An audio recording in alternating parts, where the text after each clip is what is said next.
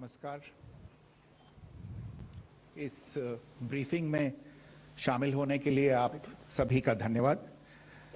जैसा कि आप सभी जानते हैं, 22 अप्रैल 2025 को लश्कर-ए-तैयबा से संबंधित पाकिस्तानी और पाकिस्तान प्रशिक्षित आतंकवादियों ने भारत में जम्मू और कश्मीर के पहलगाम में भारतीय पर्यटकों पर बर्बरतापूर्ण हमला किया। 25 भारतीयों और एक नेपाली नागरिक को कायरतापूर्ण मौत के घाट उतार दिया गया। मुंबई के 26 नवंबर 2008 के हमलों के बाद यह भारत में हुई किसी आतंकवादी हमले में मारे गए आम नागरिकों की संख्या की दृष्टि से सबसे गंभीर घटना है। पहलगाम का हमला अत्यधिक बर्बरतापूर्ण था, जिसमें वहां मौजूद लोगों को करीब से और उनके परिवारों के सामने सिर पर गोली मारी गई। हत्या के इस तरीके से परिवार के सदस्यों को जानबूझकर आघात पहुंचाया गया। साथ ही उन्हें यह नसीहत भी दी गई कि वे वापस जाकर इस संदेश को पहुंचा दें। यह हमला स्पष्ट रूप से जम्मू और कश्मीर में बहाल हो रही सामान्य स्थिति को बाधित करने के उद्देश्य से किया गया था। चूंकि पर्यटन फिर से अर्थव्यवस्था का मुख्य आधार बन रहा था, इस हमले का मुख्य उद्देश्य इसे प्रतिकूल रूप से प्रभावित करना था। पिछले वर्ष आप सभी जानते हैं 2.25 करोड़ से अधिक पर्यटक कश्मीर आए थे। इस हमले का मुख्य उद्देश्य इसलिए संभवतः यह था कि इस संघ राज्य क्षेत्र में विकास और प्रगति को नुकसान पहुंचाकर इसे पिछड़ा बनाए रखा जाए और पाकिस्तान से लगातार होने वाले सीमा पार आतंकवाद के लिए उपजाऊ जमीन बनाने में सहायता की जाए। हमले का यह तरीका जम्मू और कश्मीर और शेष राष्ट्र दोनों में सांप्रदायिक दंगे भड़काने के उद्देश्य से भी प्रेरित था। इसका श्रेय सरकार और भारत के सभी नागरिकों को दिया जाना चाहिए कि इन प्रयासों को विफल कर दिया गया। एक समूह ने खुद को रेजिस्टेंस फ्रंट टीआरएफ कहते हुए इस हमले की जिम्मेदारी ली है। यह समूह संयुक्त राष्ट्र द्वारा प्रतिबंधित पाकिस्तानी आतंकवादी समूह लश्कर-ए-तैयबा से जुड़ा हुआ है। यह उल्लेखनीय है कि भारत ने मई और नवंबर 2024 में संयुक्त राष्ट्र की 1267 कमेटी की सैंक्शंस मॉनिटरिंग टीम को अर्धवार्षिक रिपोर्ट प्रस्तुत की थी, जिसमें टीआरएफ के बारे में साफ इनपुट दिए गए थे। इससे पाकिस्तान स्थित आतंकवादी समूहों के लिए कवर के रूप में टीआरएफ की भूमिका सामने आई थी। इससे पहले भी दिसंबर 2023 में भारत ने इस टीम को लश्कर-ए-तैयबा और जैश-ए-मोहम्मद के बारे में सूचित किया था, जो टीआरएफ जैसे छोटे आतंकवादी समूहों के माध्यम से अपनी गतिविधियों को संचालित कर रहे हैं। इस संबंध में 25 अप्रैल को यूएन सिक्योरिटी काउंसिल प्रेस वक्तव्य में टीआरएफ के संदर्भ को हटाने के लिए पाकिस्तान के दबाव पर भी ध्यान दिया जाना चाहिए। पहलगाम आतंकवादी हमले की जांच से पाकिस्तान के साथ आतंकवादियों के संपर्क उजागर हुए हैं। रेजिस्टेंस फ्रंट द्वारा किए गए दावे और लश्कर-ए-तैयबा से ज्ञात सोशल मीडिया हैंडल द्वारा इसको रीपोस्ट किया जाना इसकी पुष्टि करता है। चश्मदीद गवाहों और विभिन्न जांच एजेंसियों को उपलब्ध अन्य सूचनाओं के आधार पर हमलावरों की पहचान भी हुई है। हमारी इंटेलिजेंस ने इस टीम के योजनाकारों और उनके समर्थकों की जानकारी जुटाई है। इस हमले की रूपरेखा भारत में सीमा पार आतंकवाद को अंजाम देने के पाकिस्तान के लंबे ट्रैक रिकॉर्ड से भी जुड़ी हुई है, जिसके लिखित और स्पष्ट दस्तावेज उपलब्ध हैं। पाकिस्तान दुनिया भर में आतंकवादियों के लिए एक शरण स्थल के रूप में पहचान बना चुका है। यहां अंतर्राष्ट्रीय स्तर पर प्रतिबंधित आतंकवादी सजा पाने से बचे रहते हैं। इसके अलावा पाकिस्तान ने इस मुद्दे पर विश्व और फाइनेंशियल एक्शन टास्क फोर्स जैसे अंतर्राष्ट्रीय मंचों को जानबूझकर गुमराह करने के लिए भी जाना जाता है। साजिद मीर का मामला, जिसमें इस आतंकवादी को पाकिस्तान ने मृत घोषित कर दिया था और फिर अंतर्राष्ट्रीय दबाव के परिणाम स्वरूप वो जीवित पाया गया, इसका सबसे स्पष्ट उदाहरण है। यह स्वाभाविक है कि पहलगाम में हुए इस हमले से जम्मू और कश्मीर के साथ साथ भारत के अन्य भागों में भी आक्रोश देखा गया। हमलों के बाद भारत सरकार ने स्वाभाविक रूप से पाकिस्तान के साथ संबंधों को लेकर कुछ कदम उठाए। आप सभी उन निर्णयों से अवगत हैं जिसकी घोषणा 23 अप्रैल को की गई थी। तथापि यह आवश्यक समझा गया कि 22 अप्रैल के हमले के अपराधियों और उनके योजनाकारों को न्याय के कटघरे में लाया जाए। हमलों के एक पखवाड़े के बाद भी पाकिस्तान द्वारा अपने क्षेत्र या अपने नियंत्रण वाले क्षेत्रों में आतंकवादियों की इंफ्रास्ट्रक्चर के विरुद्ध कार्रवाई करने के लिए कोई स्पष्ट कदम नहीं उठाया गया है। उल्टे वो इनकार करने और आरोप लगाने में ही लिप्त रहा है। पाकिस्तान आधारित आतंकवादी मॉड्यूल्स पर हमारी खुफिया निगरानी ने संकेत दिया है कि भारत के विरुद्ध आगे भी हमले हो सकते हैं। अतः इनको रोकना और इनसे निपटना दोनों को बेहद आवश्यक समझा गया। आज सुबह, जैसा कि आपको ज्ञात होगा, भारत ने इस तरह के सीमा पार हमलों का जवाब देने और उन्हें रोकने तथा उनका प्रतिरोध करने के अपने अधिकार का प्रयोग किया है। यह कार्यवाही नपीतुली, नॉन एस्केलेटरी, आनुपातिक और जिम्मेदारीपूर्ण है। यह आतंकवाद की इंफ्रास्ट्रक्चर को समाप्त करने और भारत में भेजे जाने वाले संभावित आतंकवादियों को अक्षम बनाने पर केंद्रित है। आपको यह भी स्मरण होगा कि 25 अप्रैल 2025 को संयुक्त राष्ट्र सुरक्षा परिषद ने पहलगाम आतंकवादी हमले पर एक प्रेस वक्तव्य जारी किया था, जिसमें आतंकवाद के इस निंदनीय कार्य के अपराधियों, आयोजकों, फाइनेंसरों और प्रायोजकों को जवाबदेह ठहराने और उन्हें न्याय के दायरे में लाने की आवश्यकता पर जोर दिया गया था। भारत की आज की इस कार्रवाई को इसी संदर्भ में देखा जाना चाहिए। Good morning. Thank you all for joining this briefing. As you are all aware, on April 22, 2025, Pakistani and Pakistan-trained terrorists belonging to the Lashkar-e-Taiba carried out a savage attack on Indian tourists at Pahalgam in Jammu and Kashmir in India. They murdered 26 people, including one national of Nepal, causing the largest number of civilian casualties in a terrorist attack in India since the 26 November 2008 attacks in Mumbai. The attack in Pahalgam was marked by extreme barbarity, with the victims mostly killed with headshots from close range and in front of their families. Family members were deliberately traumatized through the manner of the killing, accompanied by the exhortation that they should take back the message. The attack was clearly driven by the objective of undermining the normalcy returning to Jammu and Kashmir. In particular, it was designed to impact the mainstay of the economy, tourism, with a record 23 million tourists visiting the valley last year. The calculation presumably was that harming growth and development in the Union Territory would help keep it backward and create fertile ground for continued cross-border terrorism from Pakistan. The manner of the attack was also driven by an objective of provoking communal discord, both in Jammu and Kashmir and the rest of the nation. It is to the credit of the government and the people of India that these designs were foiled. A group calling itself the Resistance Front has claimed responsibility for the attack.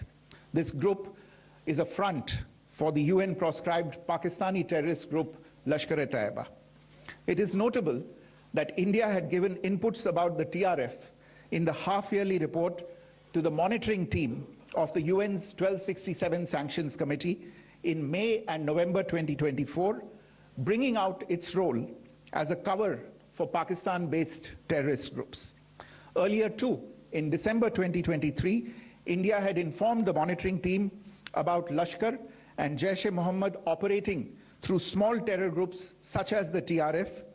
Pakistan's pressure to remove references to TRF in the April 25 UN Security Council press statement is notable in this regard. Investigations into the Pahalgam terror attack have brought out the communication notes of terrorists in and to Pakistan. The claims made by the Resistance Front and their reposting by known social media handles of the Lashkar-e-Taiba speak for themselves. Identification of the attackers based on eyewitness accounts as well as other information available to law enforcement agencies has also progressed. Our intelligence has developed an accurate picture of the planners and backers of this team. The features of this attack also tie in with Pakistan's long track record of perpetrating cross-border terrorism in India, which is well documented and beyond question. Pakistan also has a well-deserved reputation as a haven for terrorists from around the world, with internationally proscribed terrorists enjoying impunity there. In addition, Pakistan has been known to willfully mislead the world and international forums, such as the Financial Action Task Force, on this issue. The Sajid Mir case, in which this terrorist was declared dead, and then, in response to international pressure, brought back to life, found alive and arrested, is the most glaring example. The latest attack in Pahalgam has understandably generated deep anger in Jammu and Kashmir and in other parts of India. Following the attacks, the government of India naturally responded with a set of initial measures relating to our engagement with Pakistan. You're all aware of the decisions that were announced on the 23rd of April. However, it was deemed essential that the perpetrators and planners of the 22nd April attack be brought to justice. Despite a fortnight having passed since the attacks, there has been no demonstrable step from Pakistan to take action against the terrorist infrastructure on its territory or on territory under its control. Instead, all it has indulged in are denials and allegations. Our intelligence monitoring of Pakistan-based terrorist modules indicated that further attacks against India were impending. There was thus a compulsion both to deter and to preempt. Earlier this morning, as you would be aware, India exercised its right to respond and preempt as well as deter more such cross-border attacks. These actions were measured, non-escalatory, proportionate, and responsible. They focused on dismantling the terrorist infrastructure and disabling terrorists likely to be sent across to India. You would also recall that the Security Council on 25th April 2025 had issued a press statement on the Pahalgam terror attack, underlining, and I quote, the need to hold perpetrators, organizers, financiers, and sponsors of this reprehensible act of terrorism accountable and bring them to justice, unquote. India's latest actions should be seen in this context. Joining me for this briefing on our actions earlier this morning are Colonel Sophia Qureshi and Wing Commander Vyomika Singh. I will request them to share some details regarding Operation Sindoor with all of you.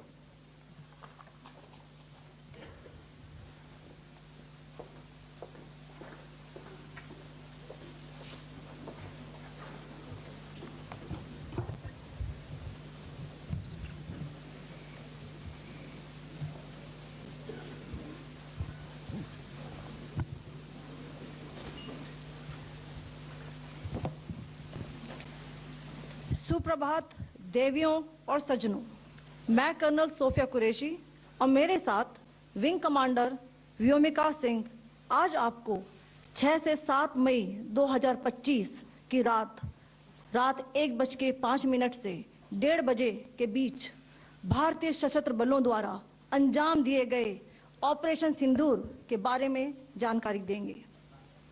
Operation सिंदूर 22 अप्रैल को पहलगाम में हुए विभत्स आतंकवादी हमले के शिकार मासूम नागरिकों व उनके परिवारों को न्याय देने के लिए लॉन्च किया गया था। इस कार्रवाई में 9 टेररिस्ट कैंप्स को टारगेट किया गया और पूरी तरह से इसे बर्बाद किया गया। पाकिस्तान में पिछले 3 दशकों से टेरर इंफ्रास्ट्रक्चर का निर्माण हो रहा है। इसमें recruitment, indoctrination centres, training areas व लॉन्च पैड शामिल थे, जो पाकिस्तान और पाक अधिकृत जम्मू कश्मीर POJK दोनों में फैले हैं। Operation Sindoor was launched by Indian Armed Forces to deliver justice to the victims of Pahalgam terror attack and their families. 9 terrorist camps were targeted and successfully destroyed. Over the last 3 decades, Pakistan has systematically built terror infrastructure.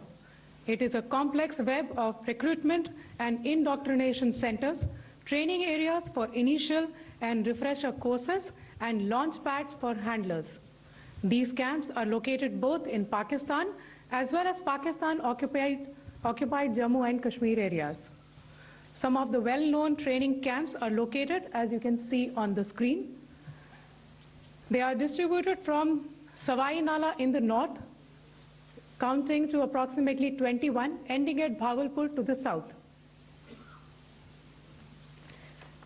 इन लक्ष्यों का चयन विश्वसनीय intelligence सूचनाओं के आधार पर हुआ, ताकि आतंक गतिविधियों की रीढ़ तोड़ी जा सके, और यह खास ध्यान दिया गया कि निर्दोष नागरिकों और सिविलियन इंस्टॉलेशन को नुकसान न पहुंचे।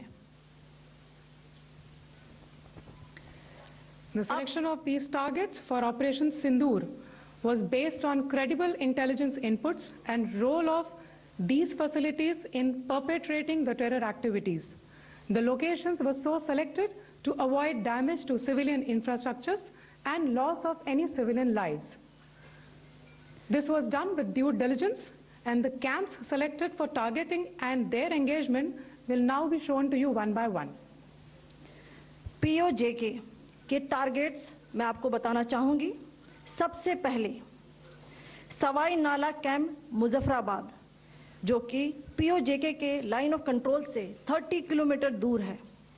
यह एक लश्कर तौयबा का ट्रेनिंग सेंटर था।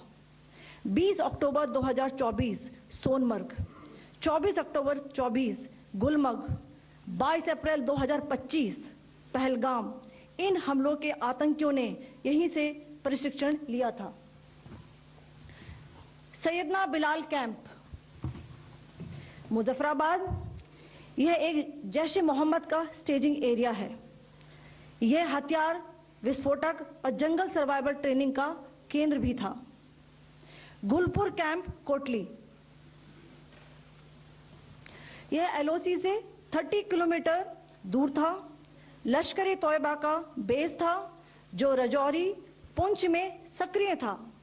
20 अप्रैल 2023 को पुंछ में और 9 जून 2024 को तीर्थ यात्रियों के बस हमले में यहीं से आतंकी को ट्रेन किया गया था।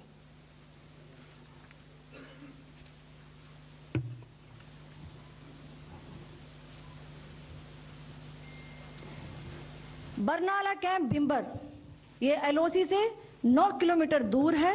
यहां पर हथियार, हैंडलिंग, IED व जंगल सर्वाइवल का प्रशिक्षण केंद्र था। अब्बास कैंप कोटली,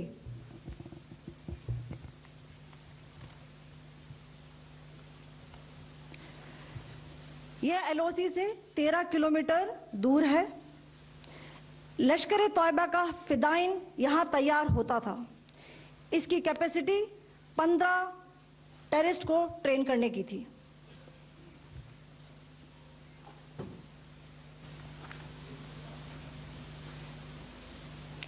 अब मैं पाकिस्तान के अंदर के टारगेट से अवगत कराना चाहूंगी। पहला, सर्जल कैंप सियालकोट, यह अंतर्राष्ट्रीय सीमा से 6 किलोमीटर की दूरी पर है, सांबा कठुआ के सामने।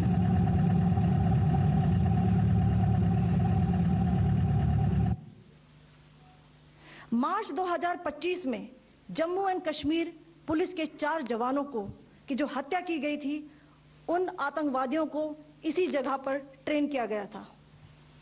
दूसरा, महमूना जाया कैंप सियालकोट, यह 18 से 12 किलोमीटर IB से दूर था। हिजबुल मुजाहिदीन का बहुत बड़ा कैंप था। ये कठुआ जम्मू क्षेत्र में आतंक फैलाने का नियंत्रण केंद्र था।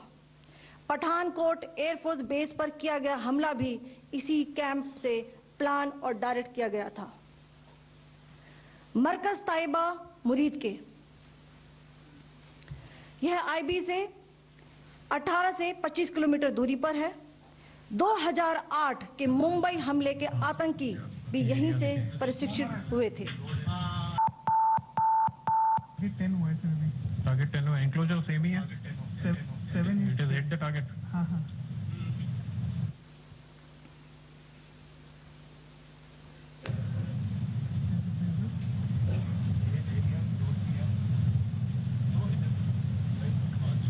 आ गया सर,